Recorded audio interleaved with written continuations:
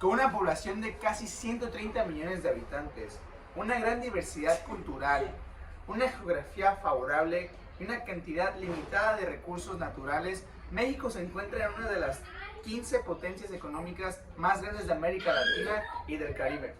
Es por eso que el día de hoy le venimos a presentar un video informativo sobre la situación actual del país, donde vamos a tocar temas como el crecimiento del Producto Interno Bruto, los índices de pobreza, la economía del país, y vamos a tocar un poco el tema sobre lo que fue la pandemia del COVID-19. Vamos a ver qué consecuencias tuvo en nuestro país y cómo lo estamos manejando actualmente en el día de hoy.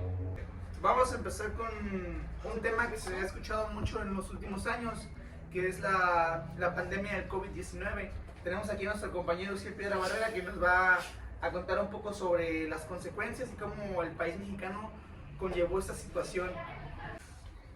La pandemia del COVID-19 generó una crisis a nivel mundial, lo cual desencadenó la crisis económica más grande vista en mucho tiempo. Con esto condujo una gran desigualdad entre las sociedades y también entre países, se podría decir. Las observaciones preliminares sugieren que la recuperación tras la crisis serán tan desigual como sus impactos económicos iniciales. Las economías emergentes y los grupos desfavorecidos necesitarán mucho más tiempo para sobreponerse a las pérdidas de ingresos y medios de vida causados por la pandemia. A diferencia de lo que sucedió en muchas crisis anteriores, en el inicio de la pandemia se puso en marcha una respuesta dedicada y de gran magnitud,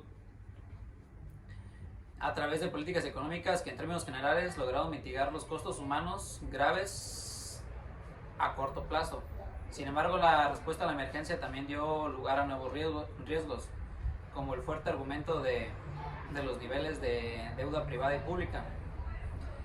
A medida que avanza la pandemia en 2020, se vio con claridad que muchos hogares y empresas no estaban preparados para soportar una alteración semejante en sus ingresos.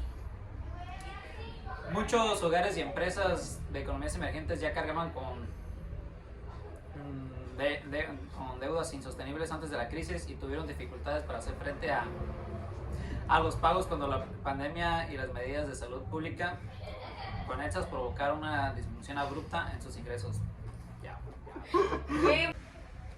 Las empresas tuvieron la necesidad de hacer recorte de personal, ya que como no se estaba trabajando de la misma manera que se hacía en años anteriores, en el periodo prepandemia, tuvieron que hacer recortes ya que no podían pagar a todos los empleados que estaban trabajando, y esto generó el desempleo y muchas personas se vieron obligadas a buscar cómo generar una nueva fuente de ingresos, así sea realizando un emprendimiento, sea vendiendo productos, pero con la situación como estaba tan difícil no se podía.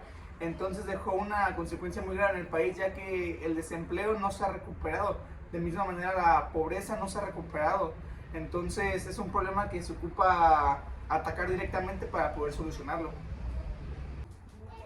De la población que tenemos actualmente en México, aproximadamente 56 millones de personas son pobres, lo que es una cifra increíble. Todo esto es gracias a que de misma forma no se ha atacado el problema del desempleo que generó la pandemia. Se estima que en los próximos 2 años, en el año 2024, México se encuentra en el puesto número 4 de los países más pobres de América Latina y el Caribe.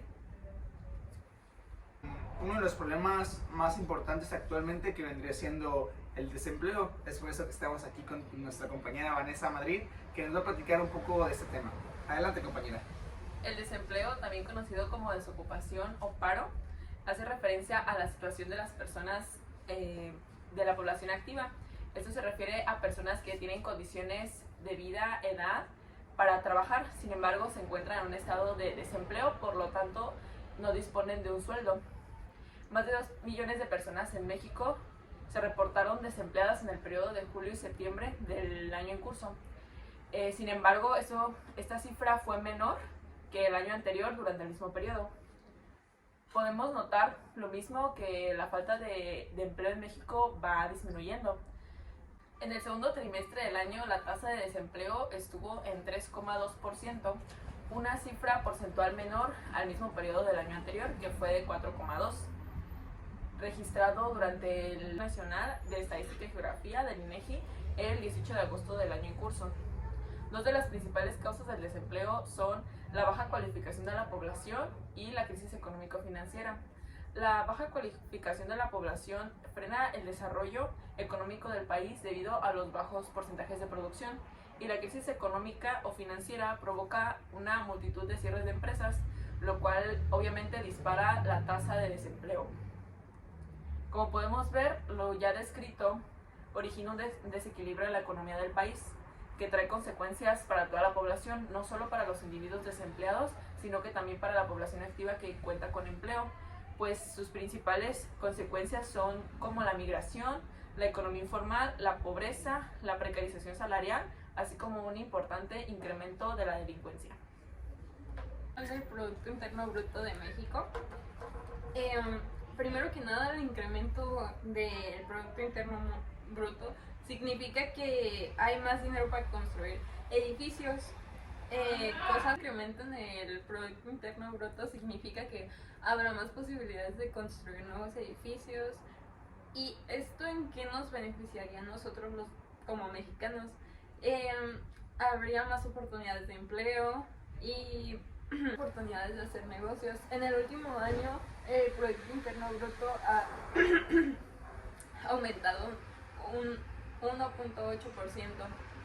Esto significa que probablemente no parezca mucho, pero en los últimos 2 años, gracias a la pandemia, ha ido disminuyendo, lo que significa que ha habido extremo desempleo.